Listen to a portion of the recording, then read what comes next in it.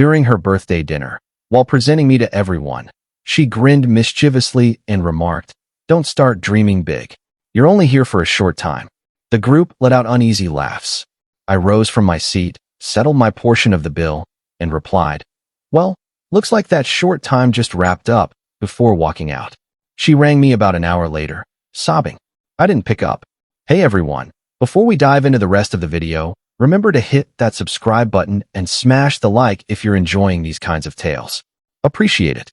I really should have realized issues were brewing the moment I first encountered her circle of friends. After 3 months together, Vanessa at last asked me to join her main crew. It was a fancy cocktail spot in Tribeca, with table service for bottles. One of those venues where a single round exceeded my usual weekly spend on food. I arrived wearing my sharpest jacket.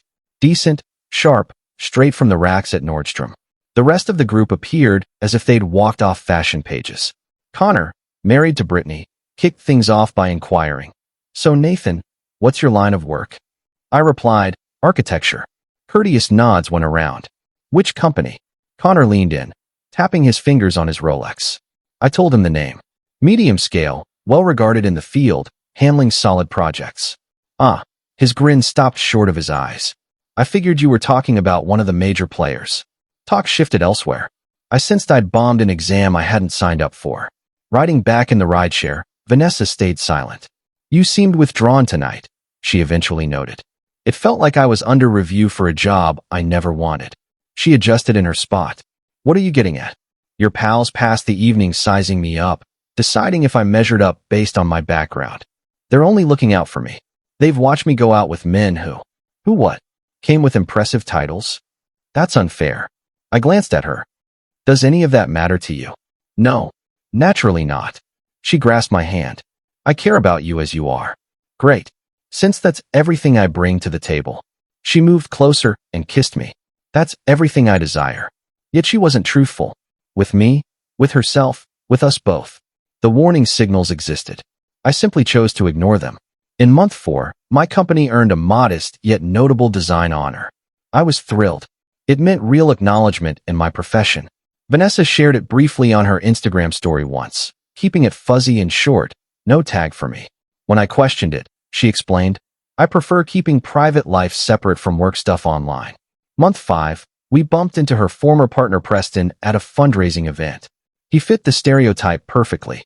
Background in finance, wearing a Patek Philippe, sharing tales of his Hamptons property. Vanessa brightened up chatting with him like I hadn't witnessed in ages. Heading home in the car, she fell silent. "What's up?" I probed. "Nothing," she murmured, gazing outside. Yet a change had occurred. Month 6, my folks came to town. I'd hoped Vanessa would connect with them meaningfully. She consented, but appeared uneasy throughout. My father shared stories from his days at the factory. My mother described their modest place in Queens. Vanessa offered polite smiles while glancing at her phone repeatedly.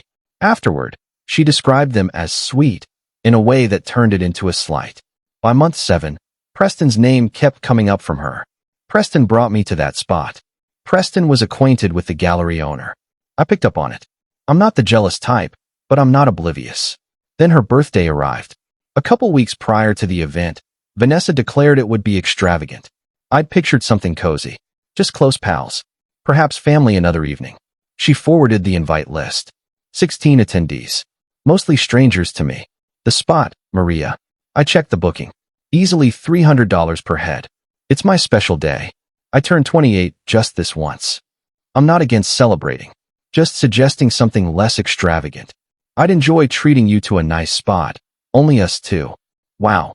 You remind me of my father lecturing on finances. Nessa. Anyway, everyone covers their own.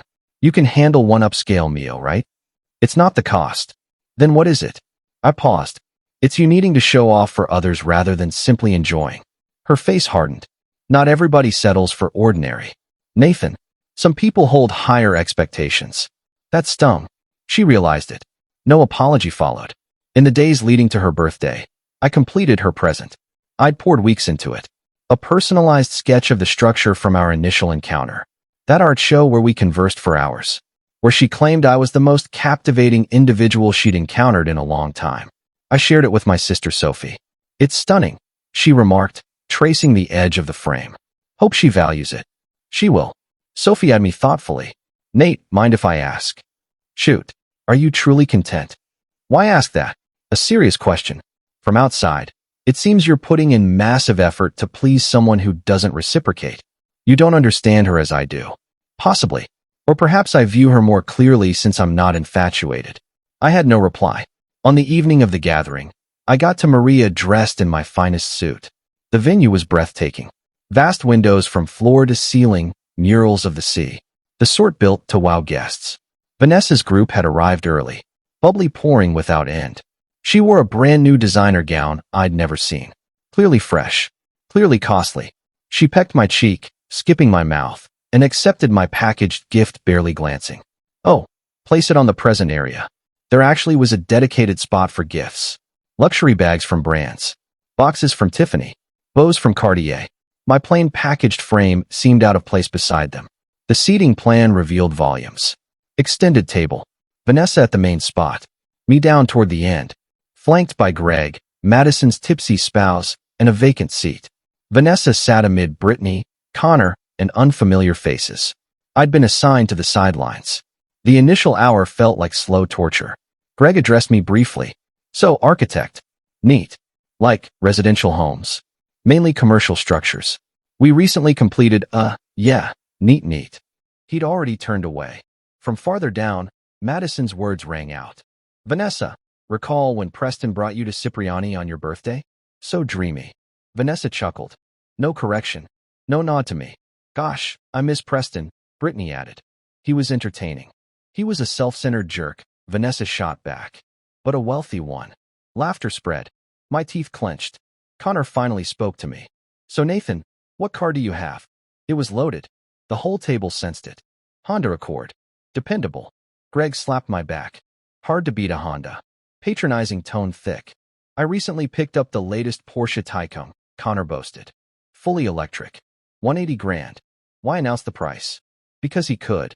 Because I couldn't match. Vanessa had downed her fourth champagne when Preston entered. Preston! She nearly yelled it. She rose, embraced him overly long. He greeted others, offered me a casual, good seeing you, buddy, without eye contact, and claimed the open seat beside Vanessa. I observed their interaction. She was lively, brushing his arm, giggling excessively. She hadn't glanced my way in over 60 minutes. Sweets were arriving as Brittany rose with her glass. All right, toast moment. Mild groans all around, playful. Just want to wish happy birthday to my closest pal, who's stunning, accomplished, and far above most guys in this town. Chuckles echoed. But she did have a +1 tonight. So time to properly acknowledge him. Nessa, present your boyfriend? That's the term. Vanessa stood, wobbly in her shoes, glass raised. Okay, fine. Yeah. Folks, meet Nathan. She waved loosely my way. Some hands raised. Nathan is, yeah, he's my guy. Air quotes added. Laughs followed. I froze completely. But for real, Nate? She eyed me now, grinning slyly. Don't build castles in the air. You're only passing through. Quiet fell. Not total hush, but tense. Vanessa, Madison began. What? Just keeping it real. That's positive, isn't it? Openness. She glanced at Preston. Seriously, check him out. He's nice. He's all right. But not quite. She motioned toward Preston, toward Connor. You get it? Not the forever type. Brittany attempted to brush it off. Oh wow. Nessa, that's awful. He's like an intermezzo. Vanessa pressed on, building steam. Like when you have sorbet to reset the palate. That's Nathan. The reset before the main courses. Some uneasy chuckles. Ethan, her group's gay friend, appeared shocked. Preston grinned smugly. I remained expressionless. What was your phrase, Britt? Transitional partner. That was kidding. Well, accurate. He's the transition. From Preston to the next one. She laughed. Sounds harsh, I know. But truth isn't harsh, is it, Nate? She stared at me, waiting for me to join the humor. Is that your view of me? My tone stayed low. Oh, don't get touchy. You understood the deal. No, I truly didn't. Let's be real. Did you seriously picture us tying the knot? You're in architecture, driving a Honda. She swept her hand over herself, the lavish setup. It was enjoyable, but come on, face reality. Total quiet. Preston still grinning. Brutal. Just finally speaking plainly. Others are too courteous. But everyone's thinking the same. Ethan set his utensil down. Vanessa, enough. Why? He's an adult. He can take honesty. She faced me again. Right, Nate? You can take it. I rose. Steady. Composed. All attention shifted to me. I took out my wallet, tallied precise payment. My food. My beverages. Ample gratuity. Set it by my dish. You're correct on one point, I stated. Which is, I can take the truth. Nate, have a seat. You're causing drama. You just labeled me an intermezzo before 16 guests. Drama started already. Her expression changed. Anxious now. Kidding. Seriously. No sense of humor. Kidding when claiming I'm not forever? Or temporary? Or questioning if anyone here believed in marriage for us? No response from her. I scanned the group. Sound like humor to anyone? Quiet. Ethan subtly shook his head. Preston kept grinning. Listen, Vanessa. My tone even. You're spot on. I'm not your forever. Since you no longer control mine. I do. Nathan, hold on. She rose, alarmed. I've passed 8 months striving to suffice for someone who just declared publicly I never did and never will. I didn't mean, yes, you did. You simply didn't anticipate me hearing it directly. You figured I'd endure it since temporary items lack voice. You're blowing this up. I approached the gift spot, retrieved my package. I created something for you. Weeks invested. But actually, you aren't worthy of it. Nathan, wait. I glanced at her finally. Tears streaming, makeup smearing. Looks like the short time concluded. I addressed the group. Have a pleasant meal. I exited. No hurry. No doors banged. Simply departed. I remained in my vehicle in the garage for 20 minutes. Gripping the wheel, inhaling deeply. No tears. No rage. Just clarity. I opened the present I'd prepared. The design sketch was truly exquisite. Intricate. Expert. Countless hours. I'd retain it personally. I headed to Marcus's place. My closest buddy glanced at me and asked, what went down? I recounted it all. Every detail. Holy hell, he responded at the end. Yep. Now what? 0. Nothing to do. She voiced her true opinion. I exited. Over. Marcus reclined. She'll ring you. Likely. Pick up. Nope. Even for explanation? Marcus. She dubbed me an intermezzo. Before her ex. Before folks I've tried pleasing for 8 months on her behalf. What explanation needed? Sorry. Sorry for voicing her beliefs. She helped you. First genuine moment in our time together. You're finished. Completely. He observed me. You all right? I considered. Actually? Yes. I feel relieved. At 10:47 p.m., my phone rang. Vanessa. Sent to voicemail. Marcus noted. Truly ignoring? Yes. Another call at 10:52. Voicemail. She left one. Nate, it's me. Maybe we should chat? I had drinks. Words came out poorly. You know my drinking habits. Meant as humor. People laughed. I was just not sure. Performing for the group? Bring me back? Please. Deleted midway. Call at 11:47. Nathan, please. Sorry, all right. Truly sorry. Didn't intend temporary. I meant.